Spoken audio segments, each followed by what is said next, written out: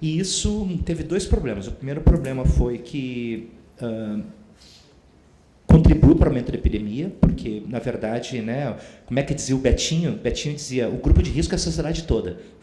Todos nós somos o grupo de risco, né? Ou seja, não tem grupo de risco.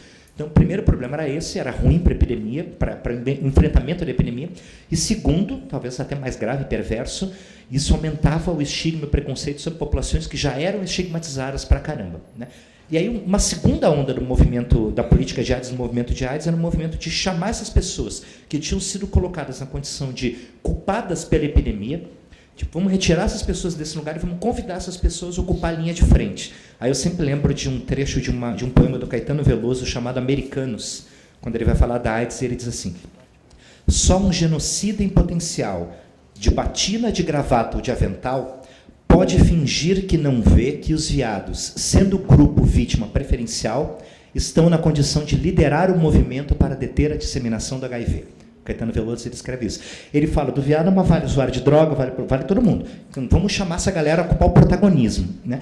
E aí essa galera é chamada a construir a política pública, e não só isso, é chamada também a ocupar, inclusive, ações, a produzir ações, começam a surgir associações dessas populações que começam a receber financiamento e executar ações, né? Começa a surgir a associação de prostituta, já existiam, na verdade, mas no advento do enfrentamento à epidemia de AIDS, isso se fortalece muito. Associação de prostituta, de gay, de lésbico, de travesti, etc., etc. A associação de usuário de drogas, tirando os companheiros de Pernambuco, que são absolutamente revolucionários e vanguardistas, as companheiras também, tirando essa galera, era muito complicado você fazer uma associação de usuários de drogas, porque era assumir um crime. Então tinha associação de prostituta, associação de travesti, associação de gay, e no caso dos usuários de droga, era associação de redutor de danos.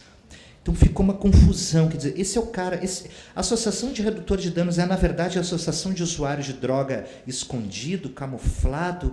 Então ficou essa coisa. Está vendo que não é muito fácil responder essa pergunta, né? Então, isso tudo quer dizer, a galera não podia se assumir enquanto usuário de droga, então se assume como redutor de danos, que é também o profissional que vai trabalhar, mas também não é bem profissional, porque não tem um curso profissionalizante para... Enfim, eu gosto muito, resumo, eu gosto muito da resposta que a Andrea Domânico dá, assim, é uma identidade política auto-reivindicada. Então, se você quiser, a partir de agora, se auto-reivindicar redutora de dano, vai fundo que a gente namora apoio. Pronto. Dá apoio, dá apoio.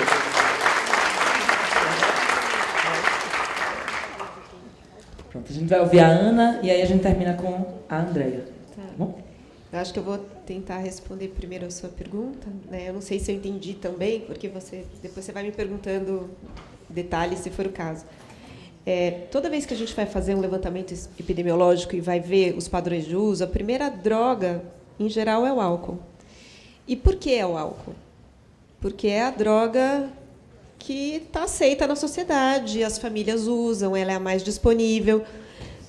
Mas você, quando vai acompanhar... Isso dá uma falsa leitura, porque se você for, o que as pessoas chamam de escalada, for ver epidemiologicamente como que o histórico acontece, ele acontece numa lógica de quanto mais disponível, maior a probabilidade do adolescente consumir mais cedo, né?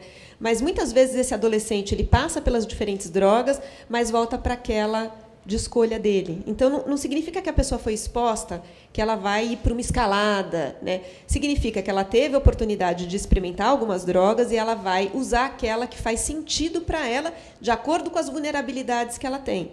Então, como o caso das mulheres com insônia, né? Então, mulheres que têm insônia, quando usam benzodiazepínicos, elas se identificam com aquele uso, porque aquilo alivia a insônia, e ela fica 10, 15, 20 anos fazendo uso, né? Então, essa relação do álcool ser a primeira, ela tem muito mais a ver com o estímulo social que é dado do que qualquer outra coisa, né? Então, não sei se respondi se é isso que você perguntou, porque é mais ou menos isso? Eu quis dizer assim, sobre o álcool, tirar o senso crítico da pessoa para ela poder fazer o uso da cocaína ou do crack. Não. O álcool compromete o aspecto cognitivo, sim, mas demora muitos anos para isso, né? Demora cerca de 10 anos. O comprometimento cognitivo vai acontecer numa vida adulta, em geral, né? Não tem essa lógica de comprometer cognitivamente tão precocemente ao ponto de expor o adolescente para o uso de outras drogas. Essa lógica não existe. O que existe é outra. São outras vulnerabilidades, é uma lógica muito mais psicossocial do que biológica. Né? Não. Pensa na lógica da vulnerabilidade. Né? E bem complexa. Né? E a outra pergunta que foi feita é sobre os experimentos. Né?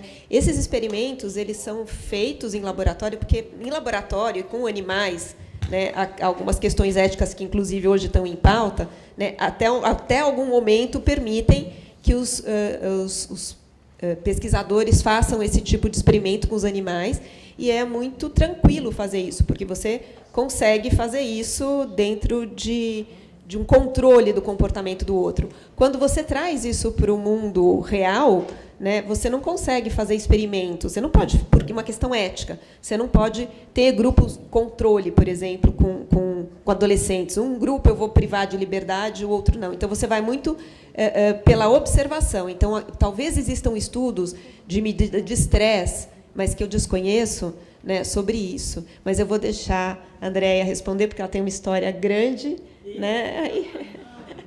E ela talvez tenha algo a completar e acrescentar mais do que eu.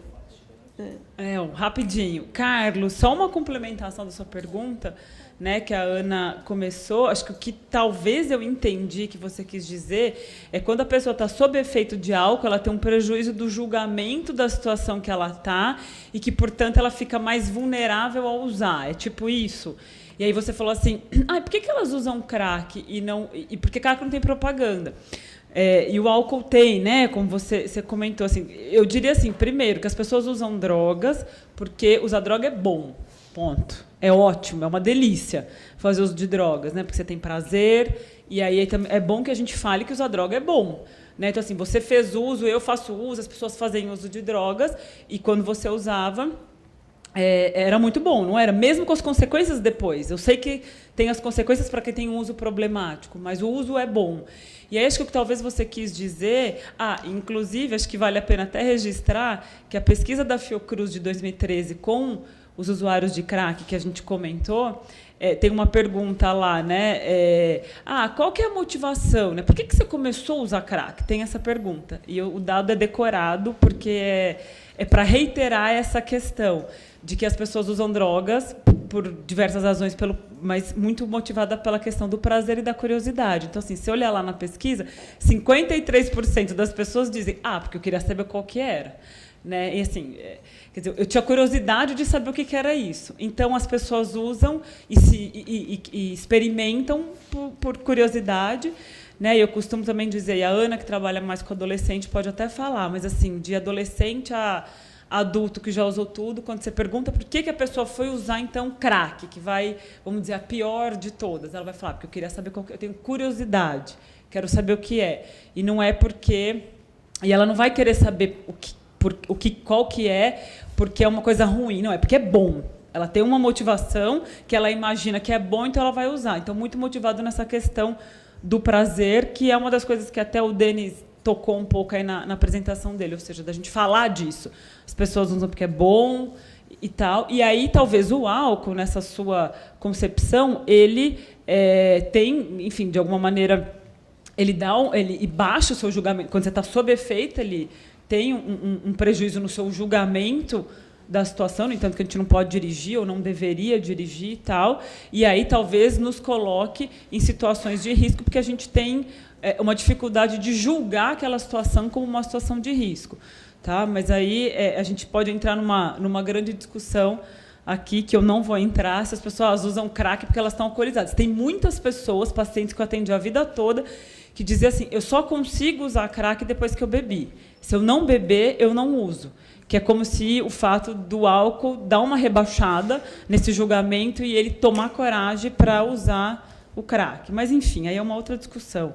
E aí eu só finalizo na pergunta ali do Luiz, do Carlos. Eu falei, Luiz, troquei tudo. Você é o Luiz Felipe e ele é o Carlos, desculpa. Eu não entendi muito bem o que você perguntou do dado de tráfico, que equivale a tráfico, né, no sistema socioeducativo. Não, eu só queria compartilhar, assim, eu tive Na verdade, não sei se eu vou te responder ou vou fazer que nem político. Vou responder uma coisa com uma pergunta que não tem nada a ver. Vou responder o que eu quero, tá? Mas é o seguinte... Rápido. Não, eu ia dizer assim, que você trabalha na Fundação Casa, interessante. Eu fiz uma pesquisa lá na equivalente à Fundação Casa, lá no Distrito Federal, né, lá em Brasília, por 4 anos, com meninas do sistema socioeducativo. E foi, assim, uma aventura, foi uma das experiências de pesquisa mais interessantes que eu tive. E aí, assim, lá a gente não perguntava o motivo que fazia com que elas estivessem lá, se era equivalente a tráfico, se era o que era, mas a gente queria entender as razões pelas quais aquelas meninas faziam uso de drogas. E aí foi muito interessante. Aí eu fui num evento que eu dizia assim, a gente tem que fazer pesquisa muitas vezes para comprovar o que a gente já imagina que é. Mas, sabe, falou, olha, isso aqui nós comprovamos. Mas as meninas que moravam com os pais, estavam na escola, elas estavam menos expostas ao uso de drogas, elas usavam menos. Então, essa questão do cuidado, acho que essa história que a Ana mostra lá do experimento dos ratinhos com as mães, ou seja, esse cuidado materno e a questão do espaço da escola, eles são fatores, de fato, que protegem essas adolescentes. Enfim, a gente pode sempre querer falar mais, mas... Sempre. Inclusive, o Denis está pedindo para falar mais. Mas é só 5 segundos. 5 segundos. Só para terminar, Fernanda, assim, não precisa fazer um curso para se dizer redutor de danos. Mas, se quiser fazer, é sempre bom, procura o pessoal da Edley, que está aqui no fundo, que são os melhores que tem para esse país aí. Ai, ainda faz propaganda, tá vendo, tu? Então, gente, agradecer, né, primeiro a mesa aqui. Maravilhoso estar nessa mesa com vocês. Sempre aprendo imensamente. Eu não tenho nenhuma dúvida que aqui na plateia, se a gente deixasse, o debate ia perdurar durante muitas horas, mas a gente precisa preservar a programação. Então, agradecer mais uma vez a Ana, a Andréia, ao Denis, ao Leon, que já foi, e dizer que eles todos estão disponíveis, viu? Não se preocupe, eles estão todos disponíveis aí. Quando acabar a palestra aqui, a gente pode conversar ainda. Não, que conversa. Boa noite a todas e todos.